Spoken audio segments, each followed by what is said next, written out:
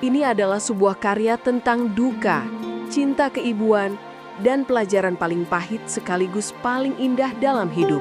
Seni melepaskan.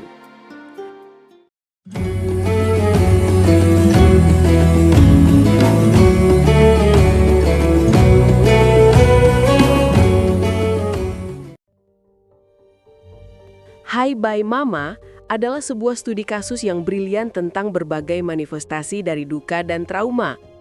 1. Duka yang rumit, complicated grief, dan PTSD, PSTD.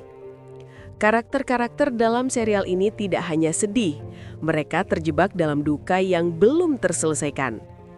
Jo Kang-hwa, sang suami. Kang-hwa adalah contoh klinis dari complicated grief dan PSTD. Kematian Yuri yang tiba-tiba membuatnya menderita rasa bersalah, penyintas atau survivor's guilt yang melumpuhkan.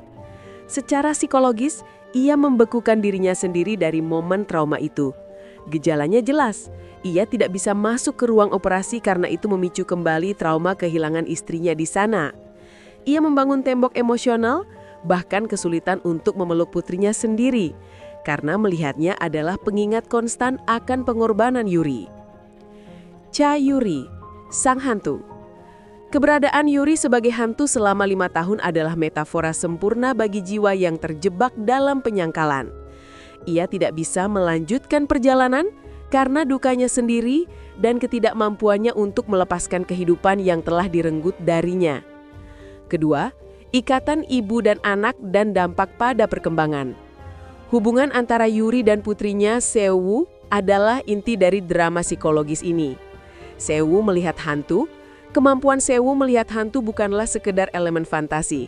Secara psikologis, ini bisa diinterpretasikan sebagai manifestasi dari kekacauan emosional dan spiritual di sekelilingnya.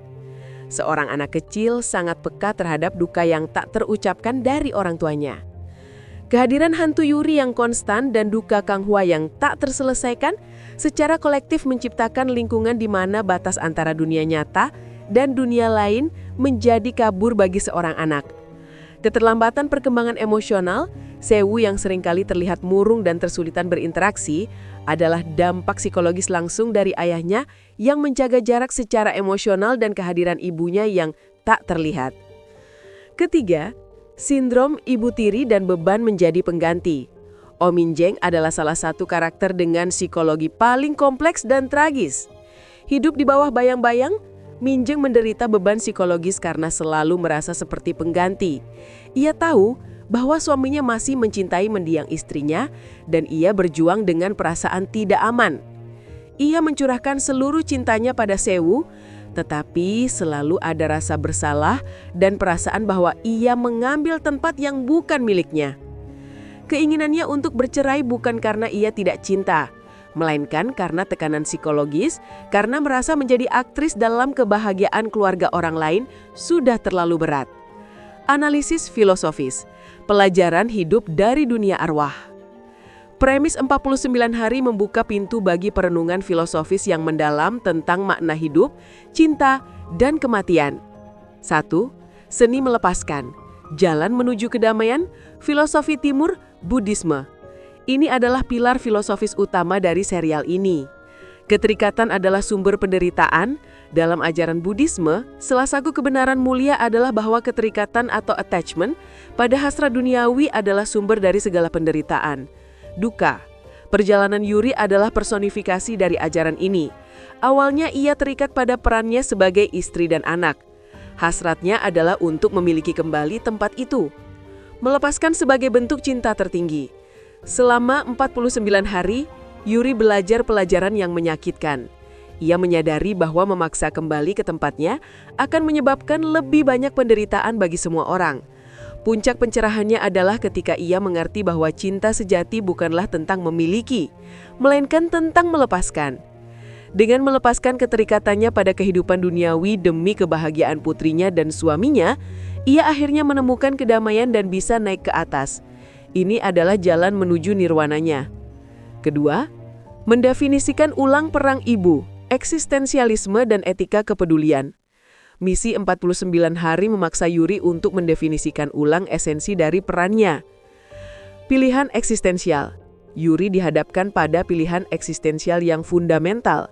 Apakah menjadi ibu berarti memiliki status dan posisi di samping anaknya? Ataukah menjadi ibu adalah sebuah tindakan dan fungsi, yaitu memastikan kebahagiaan dan kesejahteraan anaknya di atas segalanya? Etika kepedulian, ethics of care. Keputusan akhir Yuri adalah contoh sempurna dari etika kepedulian.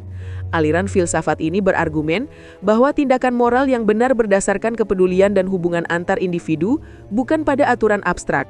Yuri menyadari bahwa hal yang paling peduli dan penuh kasih yang bisa ia lakukan bukanlah merebut kembali posisinya, melainkan memastikan bahwa seluruh jaringan hubungan di sekitarnya, terutama Sewu, menemukan stabilitas dan kebahagiaan. Ia mengorbankan keinginannya demi kebaikan jaringan tersebut. Ketiga, kesempatan kedua untuk mengucapkan selamat tinggal. Secara filosofis, 49 hari Yuri bukanlah kesempatan kedua untuk hidup, melainkan kesempatan kedua untuk mati dengan benar. Kematiannya yang mendadak meninggalkan luka dan urusan yang belum selesai bagi semua orang. Kehadirannya kembali memungkinkan setiap orang untuk memproses duka mereka, mengucapkan selamat tinggal yang pernah terucap, dan akhirnya menemukan penutupan. Ini adalah sebuah argumen filosofis tentang pentingnya proses perpisahan dalam siklus hidup dan kematian.